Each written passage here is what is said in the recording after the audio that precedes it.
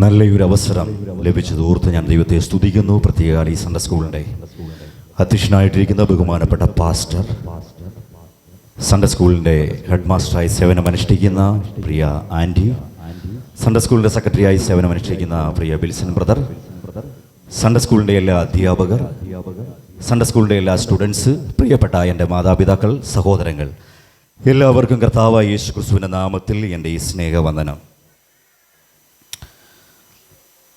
ഇന്ന് പകൽക്കാലം നിങ്ങളുടെ മധ്യേ ആയിരിക്കുന്നത് ഓർത്ത് ഞാൻ ദൈവത്തെ സ്തുതിക്കുന്നു. സൺഡേ സ്കൂൾ എന്ന് പറയുന്നത് 1780 രൂപം കൊണ്ട ഒരു സംഘടനയാണ് സൺഡേ സ്കൂൾ. നമ്മളെല്ലാവരും അറിഞ്ഞിരിക്കണം. സൺഡേ സ്കൂൾ പഠിപ്പിക്കുന്ന അധ്യാപകരും സൺഡേ സ്കൂൾ പഠിക്കുന്ന കുഞ്ഞുങ്ങളും എല്ലാവരും അറിഞ്ഞിരിക്കണം. ഏകദേശം 250 വർഷങ്ങൾക്ക് മുമ്പ് തുടങ്ങിയതാണ് സൺഡേ സ്കൂൾ എന്ന സംഘടന. ഇത് തുടങ്ങിയത് ഇംഗ്ലണ്ടിലാണ്. ഇത് തുടങ്ങുവാൻ കാരണം റോബർട്ട് റൈസ് എന്ന് പറയുന്ന ഭക്തനാകുന്ന ഒരു മനുഷ്യൻ ആണ് ഈ സൺഡേ സ്കൂൾ തുടങ്ങിയത്. ഇംഗ്ലണ്ടിൽ തെരുവീതികളിൽ കൽക്കരി പാടങ്ങളിൽ ജോലി ചെയ്ത്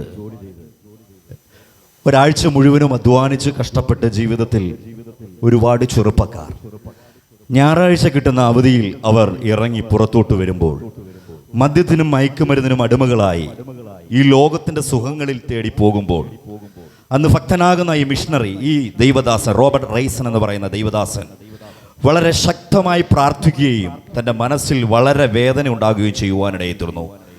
അങ്ങനെ അദ്ദേഹം ഈ കുഞ്ഞുങ്ങളെ സൺഡേ സ്കൂളിന് കിട്ടുന്ന ഈ ഞായറാഴ്ച കിട്ടുന്ന ഈ അവസരത്തിൽ അദ്ദേഹത്തിൻ്റെ വീട്ടിലേക്ക് കൂട്ടിക്കൊണ്ടു പോവുകയും ഈ കുഞ്ഞുങ്ങൾക്ക് നല്ല പാട്ടുകൾ പാടിക്കൊടുക്കുകയും പ്രസംഗങ്ങൾ പറഞ്ഞു കൊടുക്കുകയും വചനത്തിൽ നിന്നുള്ള കാര്യങ്ങളൊക്കെ പറഞ്ഞു കൊടുക്കുകയും അങ്ങനെ ഈ കുഞ്ഞുങ്ങളെ ആകർഷിക്കുകയും അങ്ങനെ ഞായറാഴ്ച കിട്ടുന്ന അവസരത്തിൽ നല്ല കാര്യങ്ങളൊക്കെ ചെയ്ത് അങ്ങനെ രൂപം കൊണ്ടതാണ് സൺഡേ സ്കൂൾ എന്ന് പറയുന്ന ഈ സംഘടന. അത് ക്രൈസ്തവർ ഉള്ള എല്ലാ മിക്ക സഭകളിലും സൺഡേ സ്കൂളുണ്ട്. 10 ഓട്ടം 20 10 ഓട്ടം 20 ചാട്ടം, 30 മിടുക്ക്, 40 ന്യായം, 50 അറിവ്, 60 പിറുപിറുപ്പ്.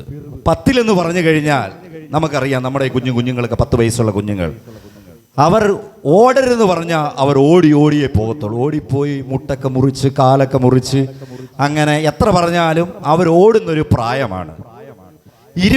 10 മുതൽ 20 വരെയുള്ള വയസ്സെന്ന് പറയുന്നത് ചാട്ടമാണ്.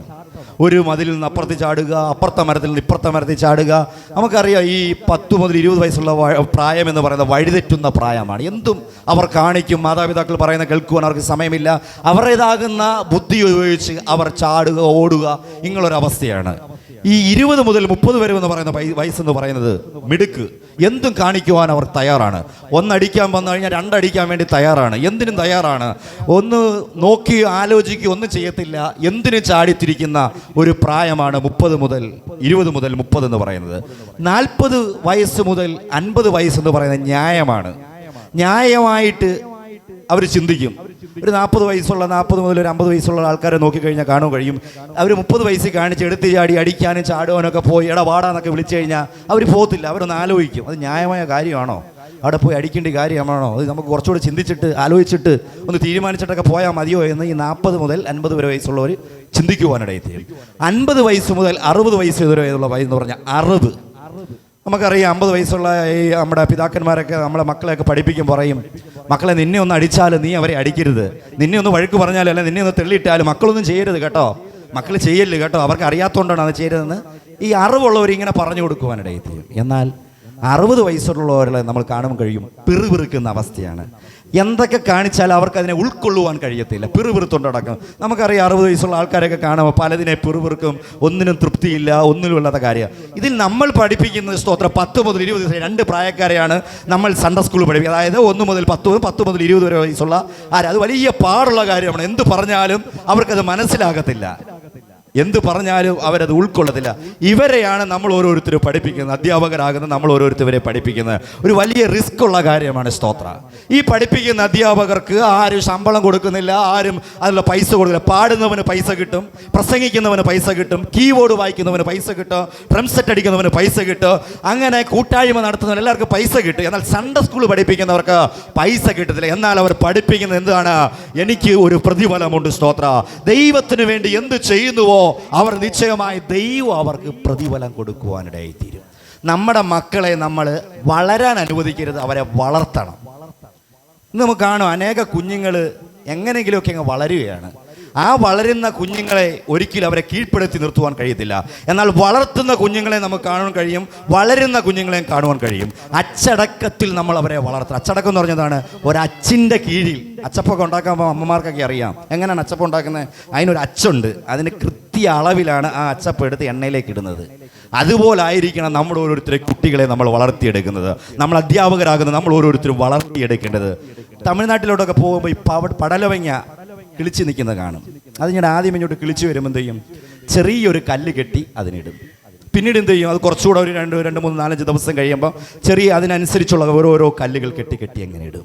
അതുപോലെ നമ്മൾ ഓരോരുത്തരും സ്തോത്ര നമ്മുടെ കുഞ്ഞുങ്ങളെ വളർത്തിയെടുക്കുന്നത് പറയുന്നത് ചെറിയ വാക്യങ്ങൾ പറഞ്ഞു കൊടുത്ത് അത് കഴിഞ്ഞ് വീണ്ടും ഒരു വാക്യം കൂടെ പറഞ്ഞു കൊടുത്ത് അങ്ങനെ വചനത്തിൽ അവരെ വളർത്തിയെടുക്കണം. അവർ തന്നെ വളരുവാൻ അനുവദിക്കരുത്. നാം ഓരോരുത്തരും അവരെ വളർത്തിയെടുക്കണം. ഒരു 2-3 കാര്യങ്ങൾ ഞാൻ ദൈവസനിൽ ഞാൻ ഇരിക്കുവാൻ ആഗ്രഹിക്കുന്നു. അതുപോലെ ദൈവസനിൽ വളർന്ന ദൈവത്തിൻ്റെ ഇഷ്ടപ്രകാരം വളർന്ന ഒരു വ്യക്തിയെ നമുക്ക് കാണാം. അതിനായി വായിക്കാം 1 ശമൂവേൽ. ഞാൻ പെട്ടെന്നിരിക്കും, ആരും മനപ്രയാസപ്പെടരുത്. വേഗത്തിലിരിക്കും, ഒരു വാക്യം വായിച്ച് വേഗത്തിലിരിക്കുവാൻ ആഗ്രഹിക്കുന്നു. അതിനായി 1 ശമൂവേലിന്റെ പുസ്തകം 2-ാം അധ്യായം അതിൻ്റെ 21 ലാസ്റ്റ് ആ വരി വായിക്കാം. മതി. ശമൂവേൽ ബാലനോ യഹോവയുടെ സന്നദ്ധിയിൽ അവൻ വളർന്നു വന്നു. ഒന്ന് ഓർത്ത് നോക്കിയേ, യഹോവയുടെ സന്നിധി. എഫ്രീം മലനാട്ടിൽ എൽക്കാന എന്ന് പറയുന്ന ഒരു പുരുഷന് ഒരു 2 ഭാര്യമാരുണ്ടായിരുന്നു. എന്നാൽ ഒരുത്തിക്ക് മക്കളുണ്ടായിരുന്നു, ഒരുത്തിക്ക് മക്കളില്ലായിരുന്നു. എപ്പോഴും വ്യസനത്തോടെ, വേദനയോടെ, പരിഹാസത്തോടെ എൽക്കാനയുടെ ഭാര്യ ഹന്നയെ പരിഹസിച്ചുകൊണ്ടിരിക്കുവാൻ എഴുതിരുന്നു. എന്നാൽ അവൾ ദൈവസന്നിധിയിൽ പ്രാർത്ഥിച്ചു, അവൾക്ക് ഒരു മകനെ ലഭിക്കുവാനിടയിത്തീർന്നു. ആ മകനെ അവൾ ദൈവസന്നിധിയിൽ കൊണ്ട് ആക്കുവാനിടയിത്തീർന്നു. ഇവിടെ പറയുന്നു ശമൂവേലോ സ്തോത്ര ദൈവസന്നിധിയിൽ അവൻ വളർന്നു വരുവാനിടയായിത്തീർന്നു. യഹോവയുടെ സാന്നിധ്യത്തിൽ വളർന്നു വരുവാനിടയിത്തീർന്നു.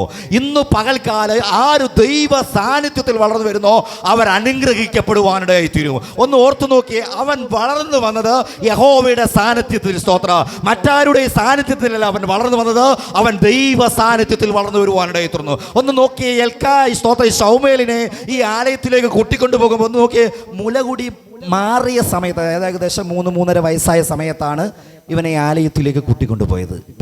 പ്രാർത്ഥിച്ച് കിട്ടിയ ഒരു മകനാണ്. ആരെങ്കിലും അങ്ങനെ ചെയ്യുമോ? എന്നാൽ ഹന്നയ്ക്കറിയാം, ഞാൻ ആക്കുന്നത് ദൈവത്തിൻ്റെ ആലയത്തിലാണ്. ആലയത്തിൽ പോയി കഴിഞ്ഞാൽ അവിടെ മഹാപുരോഹിതനാകുന്ന ഏലി അവിടെയുണ്ട്. ഒന്നിനും അവിടെ കുറവ് വരുത്തില്ല. അവനെ സൂക്ഷിക്കുവാൻ, അവനെ പരിപാലിക്കുവാൻ, ദൈവത്തിൻ്റെ സാന്നിധ്യത്തിൻ്റെ കീഴിൽ സൂക്ഷിക്കുവാൻ അവൾക്കറിയാമായിരുന്നു ഹന്നയ്ക്ക്. അതുകൊണ്ടാണ് അവൾ ഭയപ്പെടാതിരുന്നത്. അവിടെ അവൻ വളർന്നു വരുവാനിടയിത്തീർന്നു. ദൈവത്തിൻ്റെ സാന്നിധ്യത്തിൽ അവൻ വളർന്നു വരുവാനിടയിത്തീർന്നു. മഹാപുരോഹിതനാകുന്ന ഏലി സ്തോത്ര രണ്ട് മക്കളും വഷളായി ലോകപ്രകാരം ജീവിക്കുമ്പോൾ സ്തോത്ര ദൈവത്തിൽ നിന്ന് അകന്നു പോകുമ്പോൾ ശമൂവേൽ ബാലനോ ദൈവ സാന്നിധ്യത്തിൽ അവൻ വളർന്നു വരുവാനിടയിത്തീർന്നു. ഇന്നു പകൽക്കാലം എനിക്ക് നിങ്ങളോട് പറയാനുള്ളത്,